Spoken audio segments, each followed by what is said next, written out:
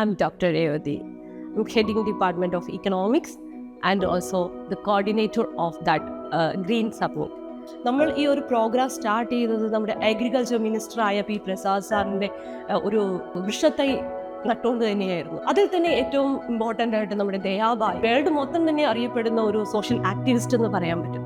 മാമിൻ്റെ ടോപ്പോട് കൂടി ഡിഫറെൻറ്റ് ആസ്പെക്റ്റോട് കൂടി കേരളത്തിന് പുറത്ത് നിൽക്കുന്ന സ്പീക്കേഴ്സിനെയും അതുപോലെ തന്നെ പൊളിറ്റീഷ്യൻസ്മാരെയും ഇൻവോൾവ് ചെയ്തുകൊണ്ട് ഇത് എങ്ങനെ ഒരു പോളിസി ചേഞ്ചസിലേക്കും അത് എങ്ങനെ ഒരു സസ്റ്റൈനബിലിറ്റിയിലേക്ക് എത്തിക്കാമെന്നുള്ള ഒരു അൾട്ടിമേറ്റ് എയിമിലൂടെ നമുക്ക് ഈ പ്രോഗ്രാം മുമ്പോട്ട് കൊണ്ടുപോകാൻ പറ്റി. അഗ്രികൾച്ചർ എന്ന് പറയുന്നത് സാധാരണ ജനങ്ങളുടെ കാര്യമാണ്.